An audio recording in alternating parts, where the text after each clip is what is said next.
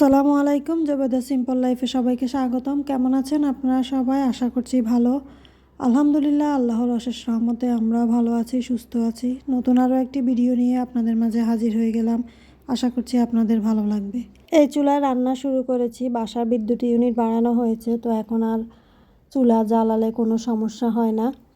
আপাতত এখন নিচে এখানে বসে রান্না করছি। রান্নাঘরে রাখার মতো স্পেস খুবই কম, তো এখন আপাতত এখানে নিচে রেখেই রান্না করছি। পরবর্তীতে রান্নাঘরে তাক খালি করে এটার জন্য জায়গা করে নিতে হবে।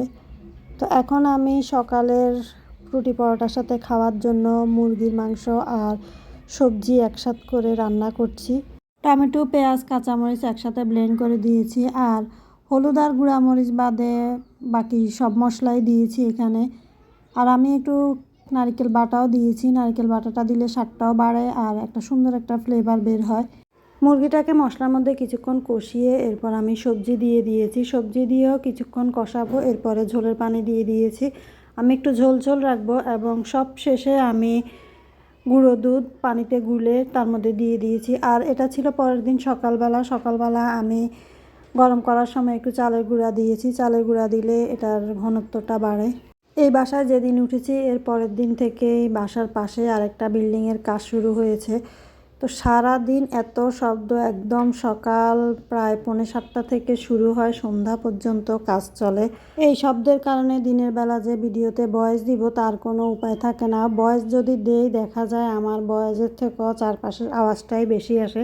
বরাবরের মতো আবারও সবার কাছে অনুরোধ, আপনি যদি এখন পর্যন্ত আমার ভিডিওটি দেখে থাকেন এবং আমার চ্যানেলটি সাবস্ক্রাইব করতে ভুলে গিয়ে থাকেন তাহলে প্লিজ আমার চ্যানেলটি সাবস্ক্রাইব করবেন। আর আপনি যদি ফেসবুক থেকে দেখে থাকেন তাহলে আমার পেজটি ফলো দিয়ে রাখতে পারেন। আর আমার ভিডিও যদি ভালো লাগে অবশ্যই একটা লাইক দিবেন, কারণ আপনাদের একটা লাইক আপনাদের মতো অসংখ্য মানুষের কাছে আমার এই ভিডিওটি পৌঁছে দিতে সাহায্য করবে। আর আপনাদের গুরুত্বপূর্ণ মতামত জানিয়ে আমাকে কমেন্ট করতে পারেন। দুপুরের রান্নার জন্য কাটাকাটি করছি। এখানে বেগুন কাটছি, বেগুন দিয়ে শুটকি দিয়ে রান্না করব, সাথে একটা আলুও দিব। আর লাউ শাক কেটে নিয়েছি, আগের দিনই কেটে নিয়েছি। তো এখন যেহেতু আমি আজকে ভাজি করব সেজন্য আরও ছোট ছোট করে কেটে নিয়েছি। রান্না করলে যেভাবে কেটেছি ওভাবেই থাকতো।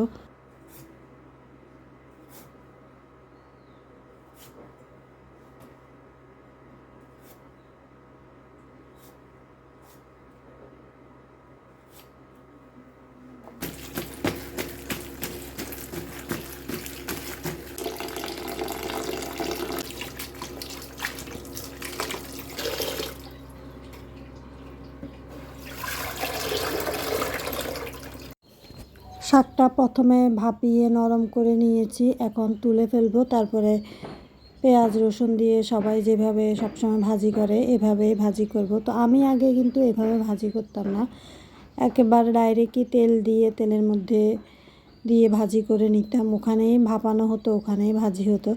তো এখন আর ওই রকম করি না। এখন বেশিরভাগই লাউ শাক বা কুমড়ো শাক হলে প্রথমে আমি ভাপিয়ে নিই, তারপরে পেঁয়াজ, শুকনা মরিচ, রসুন দিয়ে ভাজি করি। লাউ শাক ভাজি করার সময় যে ঘ্রাণটা বের হয়, ঘ্রাণটা অনেক সুন্দর, আমার ভালো লাগে। আমার মনে হয় যে লাউ শাক যখন ভাজি করি তখন পোলাওয়ের একটা স্মেল বের হয়। ওইদিকে মাছ ভাজি বসিয়ে দিয়েছি, আর এখানে চুলাতে আমি বেগুন, আলু, শুটকি দিয়ে রান্না করছি। দুই চুলায় রান্না করি, দেখা যায় এই দিকে একটা বসাই দিই, তারপরে ওইদিকে আরেকটা রান্না করি। মাছ ভাজি করা হয়ে গেছে, এখন আমি তুলে এটার মধ্যে পেঁয়াজ, টমেটো, মশলা দিব। ঝোল রাখবো না, তবে মাখা মাখা করব, একটু টমেটো বেশি করে দেব।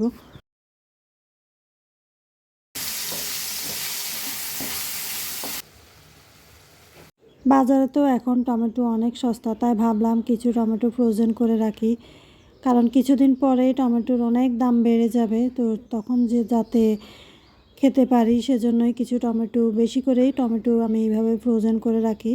তো আমি এক এক সময় এক একভাবে ফ্রোজেন করে রাখি। তো এইভাবে আমি এই ফার্স্ট টাইমে রাখছি। এর আগের বার আমি গোটা গোটা টমেটোই ফ্রোজেন করেছি, তারও আগে ব্লেন্ডারে ব্লেন্ড করে রেখেছি ছোট ছোট আইস কিউব আকারে, যতটুক যখন প্রয়োজন হতো নিয়ে তরকারিতে দেওয়া যেত। তো এবারে এভাবে কেটে আইস করে তারপরে আমি জিপলক ব্যাগে ঢুকিয়ে রাখছি।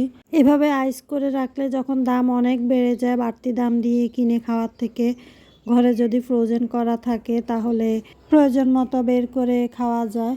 আমি ফুলকপিও ফ্রোজেন করে রাখবো, সেজন্য ফুলকপিকে প্রথমে কেটে তারপরে পানি গরম বসিয়ে দিয়েছি। পানি যখন ফুটে উঠেছে আমি ফুলকপিটা দিয়ে 5 থেকে 10 মিনিট রেখে তারপরে নামিয়ে ফেলবো।